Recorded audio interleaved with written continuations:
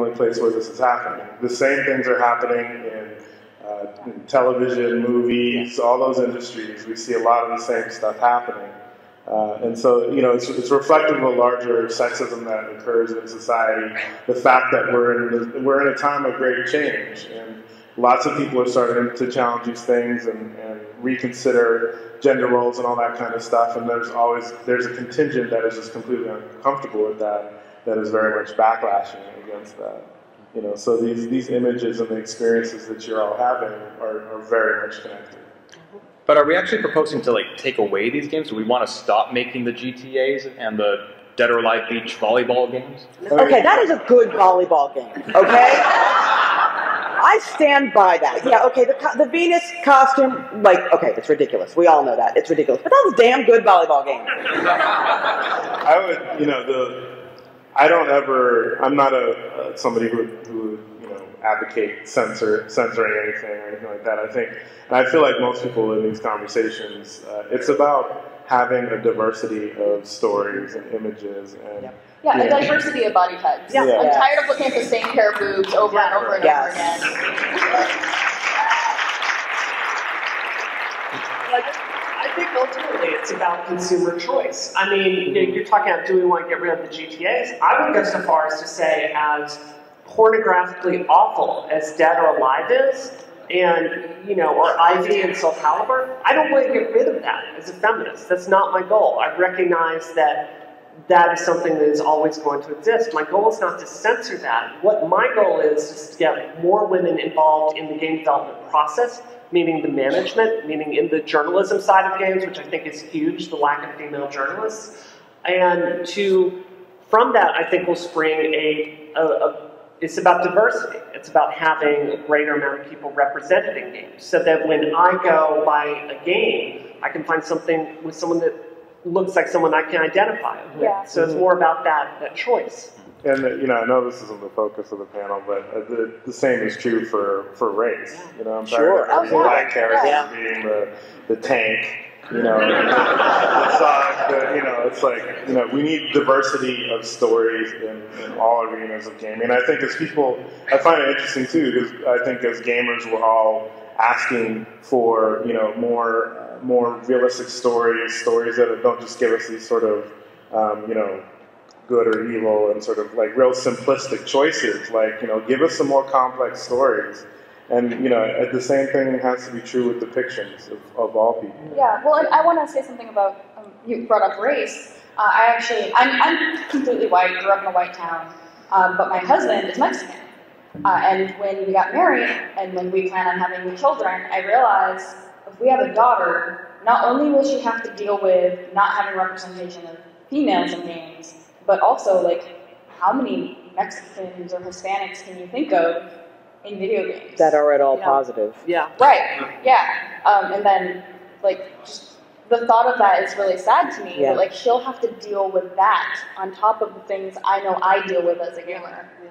I sometimes imagine, like, as frustrated as I get being, you know, a woman in this industry, how angry I would be if I were an African-American woman in this industry. I mean, can you name a main African-American female character? Because you sit around and think of a game. Clementine. Yeah, it's very limited. And I think, like, when we as feminists, or at least when I as feminists talk about it, I think, like, we need to be very careful to remember there are other people out there that are dealing with issues. It's the same playbook. It's the exact same playbook. It's the exact same people doing it. It's just two different groups. It's also to gay gamers. Well, and yeah, I work with LGBT a lot. Yeah. And I'm in the diversity hub this weekend. Yeah. And it's nice to see all those other groups, because we all have the same goals. Yeah. Yeah. All of us. We just want equality. We just want to be treated with respect in this industry. Absolutely. Speaking to the lack of female game journalists, one reason why I would like to see more of that, other than it would let me talk about shoes more. Seriously, you cannot have the "what shoes do I wear to PAX" conversation with your male colleagues. You just can't. I love Dead or Alive. I love the games. I think they're fun. Yeah, the women are completely over the top and completely, you know, sexualized. For me, the difference there is about intent, because there is no artifice there. They are there to be hot, right? I also worship at the altar of Titanfall because I get to play as a female pilot who's wearing real armor.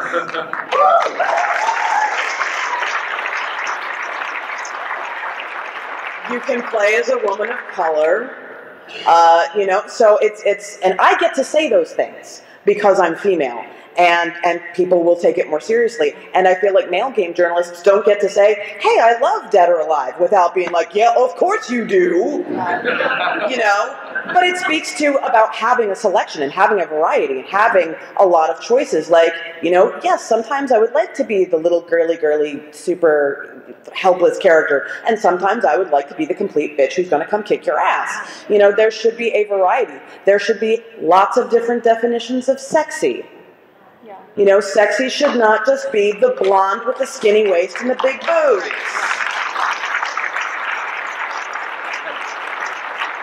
But I feel like when men say these things, they don't get taken seriously, and that it perhaps carries a little more weight when a female game journalist says it. Tifa, you mentioned you work with the LGBT community, and that brings up a good point that when we talk about having more choices in gaming, that doesn't just mean, you know, more women. It means it's not just a binary choice, men and women. I mean, Mass Effect let you choose between, you know, male shep and fem shep, and there, you know, it's a spectrum in between there. So we need more choices on the entire spectrum. We really do. Yeah. And I'm so happy to be seeing those voices here at PAX. Because we really, we need to spread the awareness in order for the change to happen. Mm-hmm. And Susan, you talked about, you know, sometimes you don't always want to be, you know, the petite, cute blonde, and this might be a good time to talk about Revolution 60, where, you know, these are... So on the left is a character from Soul Calibur 5, and on the right is your character from Revolution 60. Absolutely. And you know, so to the superficial observer, these might look the same. They might. I think it's all about intent. You know, I created these character models myself, and well, at least I did the design. And you know, it's like, Susan, I can't help but notice your Twitter avatar is Vanessa from Piano 3, which is a game I love. Piano 3 really influenced my game. Do you have a picture of her avatar? I have the. Let's look at that. Let's look at that. See if I can get it to play. Do we have video of Vanessa? Yeah!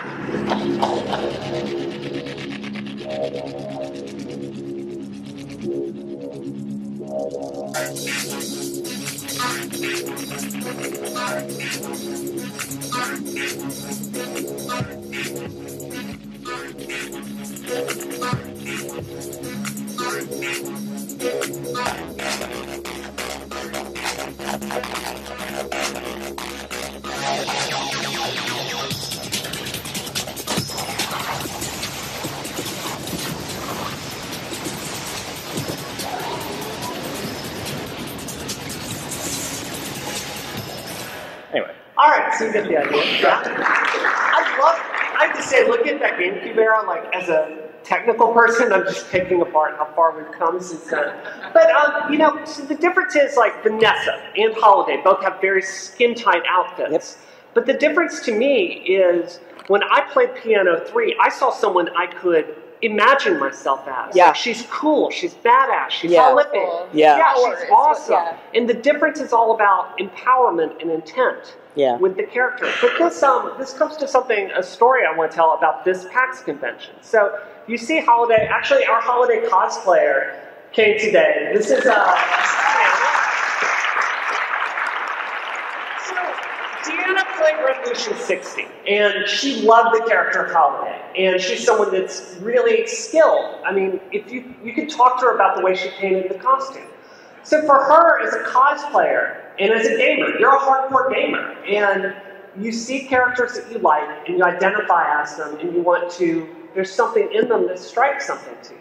And yesterday at PAX, she's out there, you know, just doing your cosplay thing, and a guy comes up to you and says, hey, can I touch your ass? Whoa. You know? And, you know, I think this is a real mistake that I think guys in the industry sometimes make, is if they see a pretty character, they think, like, this is something for me. Like, this is all about me or my sexual needs, or if a woman is pretty, she's automatically there for you. And I think, like, a more nuanced message that's so important to get out there is you can be a pretty game developer, you can be a pretty character in gaming, and sometimes it's just all about us as women and what we identify as. Yeah. So, Yeah. I used to be a cosplayer. Yeah. My nickname's Tifa. I've been going by it for 8 years now. Right. And I get a lot of flack because Tifa's known for her chest. Right. Yeah. But like that's not the reason that I like let people start calling me that name and eventually took it on myself. She's a great character. She's a powerful character that I could relate to as a young girl. Right. Like I started playing that game. I guess I was like 10 when the game came out, and started playing it. As a young girl, I didn't think about that. Right. Like I thought about this awesome character on screen that I wanted to be, and then it was funny that somebody in college started calling me that name, and I was like, yeah, I do want to be like that. And when I cosplay as her, I received similar comments and found photos on the internet that I was like, I can't believe somebody had that angle on me. By the way, the answer to "Can I touch your ass" is "Can I kick your balls?"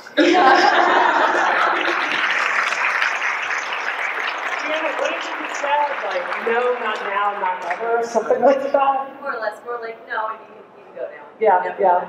The thing about, and the point that we're making here, and the thing about Vanessa, because, okay, hands up if you've played Piano 3.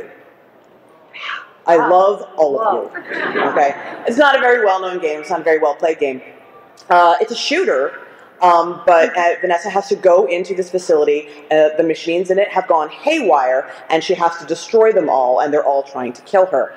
She puts on her shades and her headphones, and the reason she's going like that is because she's bopping to the music while she's doing it, and she's dancing while she's doing her job, and she's killing some robots, and she is just having a badass time. She doesn't feel threatened. She's not scared. She has complete ownership of who she is and what she's doing. Oh yeah, she also happens to be hot. And that's not a bad thing. At some point, this idea that women should be sex objects got turned into women should never want to be attractive. Right. And that's crazy, because why are we spending all this money on makeup and at the gym if we don't want to be attractive? Can I, sorry. Yeah, no, please. I actually want to diverge from the rest of the panel on this point of intention. I don't think intention of the designer matters. When you make any piece of art, when you produce anything, once it's left your studio, your hands, whatever, you have no control over how it's received. True. And so I think you need to think about when you're designing characters, my intention, the designers of Dead or Alive, and their infamous jiggle physics. Yep. I think yes, their intentions are clear, and I think people need to understand that. Again, you can say this was my intention in making this character, but you need to understand that as people are playing that character, they don't necessarily know that. But right? They're perceiving. That's fair. That's fair. And I would just say, to me,